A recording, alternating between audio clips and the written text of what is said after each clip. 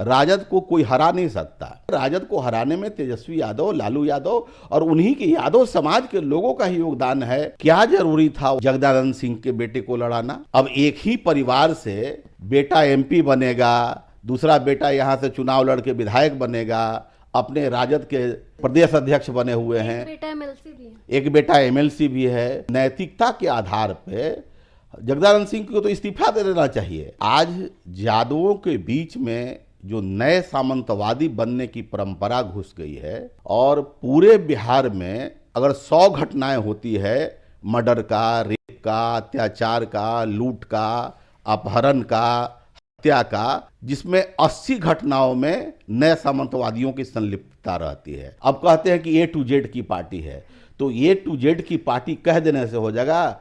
जो अगड़ी जाति के जो स्वर्ण लोग हैं वो 10% कभी किसी भी परिस्थिति में आरजेडी के वोट देंगे। बिहार में 4 सीटों पे उपचुनाव हुए थे जिसमें की है महागठबंधन की करारी हार हुई है।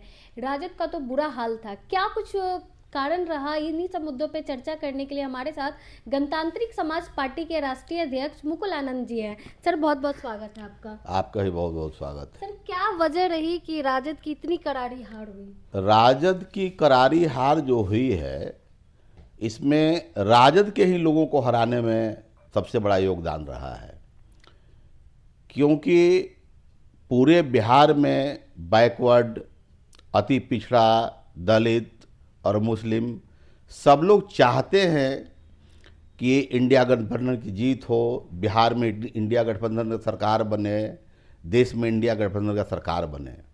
लेकिन आज यादवों के बीच में जो नए सामंतवादी बनने की परंपरा घुस गई है और पूरे बिहार में नए सामंतवादियों के द्वारा अति पिछड़ा समाज पे, दलित समाज पे, गरीब मुस्लिम समाज पे बहुत ही अत्याचार किया जाता है, जिस वजह से ये समाज के लोग अपना वोट भाजपा को दे देते हैं, न चाहते हुए भाजपा को देते हैं।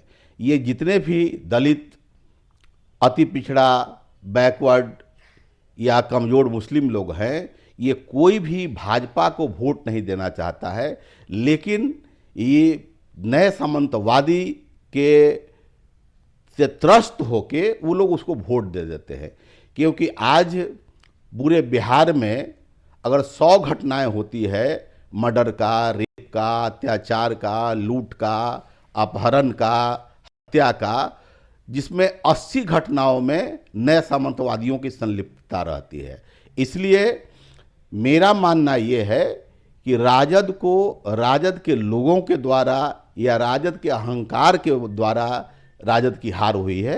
राजद को कोई हरा नहीं सकता। और जिस तरीके से परिवारवाद चल रहा है, क्या जरूरी था वहाँ पर जगदानंद सिंह के बेटे को लड़ाना? अब एक ही परिवार से बेटा एमपी बनेगा, दूसरा बेटा यहाँ से चुनाव लड़के विधायक बनेगा, अपने राजद के प्रदेश अध्यक्ष बने हुए हैं, एक बेटा एमएलसी भी है। तो हमारे कहने का मतलब है कि नैतिकता के आधार पे जगदानंद सिंह को तो इस्तीफा दे देना चाहिए। और वैसे लोग कभी राजद का भला नहीं कर सकते। हम लोग भी चाहते हैं कि राजद जीतती, लेकिन उन्हीं के लोगों के द्वारा इतना प्रताड़ना किया जाता है। लोग मजबूर होकर लोग कहते हैं कि हम लोग कौवा को वोट दे देंगे, कुत्ता को वोट दे देंगे, लेकिन राजद को वोट नहीं देंगे। और भाजपा वाले बहुत खुश इस बात से रहते हैं कि लोग उनको वोट दे रहा है। भाजपा को कोई वोट देना नहीं चाहता है। और चूंकि भाजपा मनुवादियों की, सामंतवादियों की पार्टी रही है, और जिस तरीके से भाजपा देश में हर लोगों को हिंदू से लड़ाना, हिंदू मुस्लिम करना, बने तरह तरह के प्रोपगंडा को अपना के भाजपा देश को, बिहार को विभाजित करके, भाजपा एक तरीके से कम्युनल पार्टी है। और कम्युनल पार्टी के लिए भाजपा को कोई यहाँ वोट देना नहीं चाहता। ये तो कहिए कि हमारे माननीय लालू जी का और तेजस्वी जी का देन है कि भाजपा जीत जा रहा है। ये लोग को मतलब स्टैंड क्लियर रखना पड़ेगा। ये लोग को स्टैंड क्लियर रखना पड़ेगा। अब कहते हैं कि ए टू जेड की पार्टी है, तो ए टू जेड की पार्टी कह देने से हो जाएगा? जो अगड़ी जाति के जो स्वर्ण लोग हैं वो 10% कभी किसी भी परिस्थिति में आरजेडी के वोट देंगे? आप बताइए कि अति पिछड़ों की आबादी 40% है, 40% के हिसाब से उनको टिकट दिया जाता है। दलितों की आबादी 20% है, उनको टिकट दिया जाता है। अति पिछड़ी मुस्लिमों की संख्या 10-12% है, उनको टिकट दिया जाता है। तो वोट हमारा और राज्य तुम्हारा, ये कैसे चलेगा? लालू जी जब तक अपना स्टैंड क्लियर नहीं कर देंगे, आरजेडी वाले अपना स्टैंड क्लियर नहीं करेंगे, अति पिछड़ा को मान सम्मान नहीं मिलेगा। 40% के हिसाब से 100 सीट होता है। अब आरजेडी में या बीजेपी में या किसी भी पार्टी में क्या 100 सीट की कोई पार्टी देती है? जब हमारा वोट आप लेते हैं तो उसके बदले में आपको टिकट तो देना पड़ेगा। जब टिकट नहीं दीजिएगा तो लोग वोट क्यों दे आपको? इसलिए राजद को कोई हराया नहीं है। राजद को हराने में तेजस्वी यादव, लालू यादव और उन्हीं के यादव समाज के लोगों का ही योगदान है और उनके गुंडागर्दी का योगदान, एक परचम है जिसकी वजह से राजद हारी है। बेलागंज में सर आपने देखा होगा, ओसामा को लाते हैं, वहां पे भी एक मुस्लिम युवक को पीटा जाता है। कह तो रहे हैं कि राजद के लोग जिस तरीके से अति पिछड़ों पे, दलितों पे, कमजोर वर्ग पे अत्याचार करती है, उसी का परिणाम है कि ये चारों के चारों सीट पर वो हारे हैं। बिना पीडीए किए हुए, बनाए हुए बिहार में भी इनकी सरकार नहीं बनने जा रही है। और हम लोग तो घोर विरोधी रहे हैं भाजपा के, इसलिए भाजपा को तो हम लोग कतई नहीं, यहाँ पर भाजपा को भगाना है और देश को बचाना है।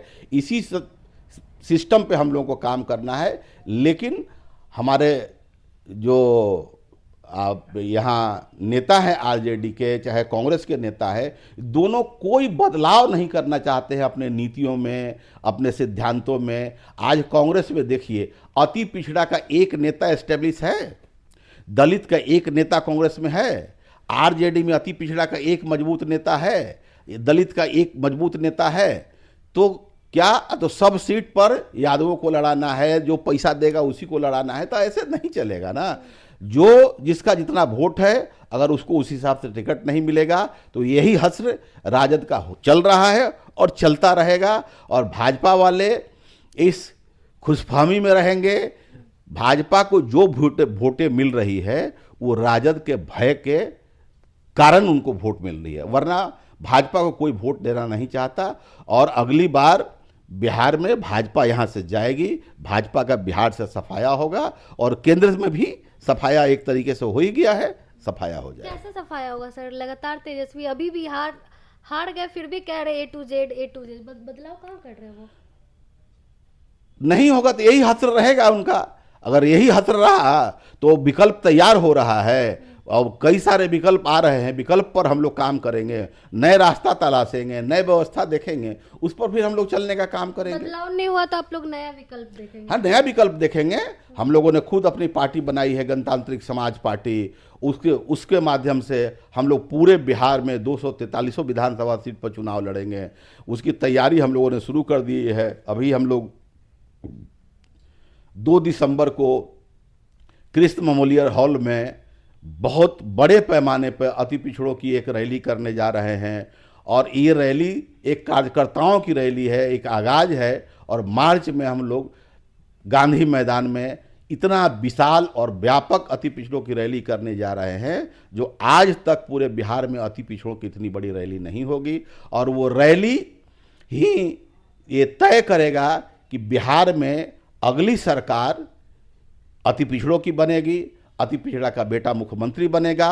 और इसी मिशन पे हम लोग काम कर रहे हैं। पूरे बिहार के अति पिछड़ा एक हों, दलित एक हों और अति पिछड़ा मुस्लिम एक हों। इन्हीं कोशिश के वजह से हम लोग पूरे बिहार में घूम घाम कर और सब लोगों से आह्वान कर रहे हैं कि 2 दिसंबर को कृष्ण मेमोरियल हॉल में आएँ। और अभी से ही हम लोग मार्च की तैयारी में लग गए हैं।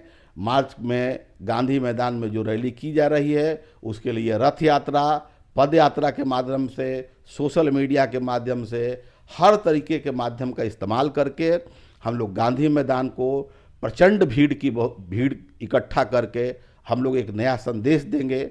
और अगर जो परिस्थितियां नहीं बदली और इसी तरीके से आरजेडी का रवैया रहा और बीजेपी का रवैया रहा तो अति पिछड़ा अब जाग गया है, दलित जाग गए हैं और हम लोग मिल के अब 40% आबादी तो अति पिछड़ों की है, 20% आबादी दलितों की है, 10% आबादी अति पिछड़ा मुस्लिमों की है। तो हम लोगों को किसी और के वोट की आवश्यकता क्या है? आज जितना भी पूरे बिहार में आप देख लीजिए, जितने भी ये अंतिम पायदान के लोग हैं, अति पिछड़ा दलित या दलित मुस्लिम लोग हैं, अति पिछड़ा मुस्लिम हैं, इनकी बात कौन सुनता है? कहीं पर किसी भी फ्रंट पर इनकी बात नहीं सुनी जाती है और वोट सदियों से देते आ रहे हैं। तो अब ऐसा नहीं होगा। इसी विचारधारा के साथ हम लोग प्रयास कर रहे हैं, गांधी मैदान की रैली को सफल कराएंगे और इस बार नारा ही है हम लोगों का है कि अब की बार अति पिछड़ा सरकार और अति पिछड़ा का बेटा मुख्यमंत्री बने। इसके लिए हम लोग प्रयासरत हैं, दिन रात हम लोग कोशिश कर रहे हैं और हम लोगों को भाजपा को भगाना है और देश को बचाना है। आज देश में हर तरीके, आज यूपी में देख लीजिए, जहाँ जहाँ भाजपा की सरकार है वहाँ ज़बरदस्त लूट खसोट है। आज अडानी के मुद्दे को देख लीजिए, पूरा देश अडानी के हाथों बेच दिया गया और भाजपा में या किसी भी पार्टी में हमारे अति पिछड़ा के जो लोग हैं वो लोग भी कोई आवाज़ नहीं उठाते हैं। वो तो उस पार्टी का तोता बन के रह गए हैं और कुछ भी उनको बस पार्टी के गाइडलाइन के अलावा उन 40 साल से हैं, 50 साल से हैं, क्या हैं तो अति पिछड़ा प्रकोष्ठ के अति कुछ बने हुए हैं और बस लॉलीपॉप दिखाते हैं, तुमको टिकट दे देंगे। हम लोग को, इन लोगों को देख के भी लगता है कि इन लोगों को खुद सोचना चाहिए, समझना चाहिए कि आपकी आबादी 40% है, आप यूनाइट हों, एक साथ आएँ और अपनी सरकार बने। जब तक अति पिछड़ों की सरकार बिहार में नहीं बनेगी तब तक अति पिछड़ा का भला नहीं हो सकता है। इसलिए पूरा प्रयास है कि अब की बार अति पिछड़ा सरकार। चलिए, बहुत बहुत धन्यवाद सर। हमारे साथ गणतांत्रिक समाज पार्टी के राष्ट्रीय अध्यक्ष मुकुल आनंद जी थे। इन्होंने साफ तौर पे कहा कि अब की बार अति पिछड़ा सरकार, अगर राजद अपनी नीतियों में बदलाव नहीं करती है तो इनके पास विकल्प तैयार है, क्योंकि अब जो अति पिछड़ा समाज है वो जाग चुका है। बाकी अब क्या कुछ सोचते हैं इस पूरे मामले को लेकर, अपनी राय कमेंट बॉक्स में जरूर दें। धन्यवाद।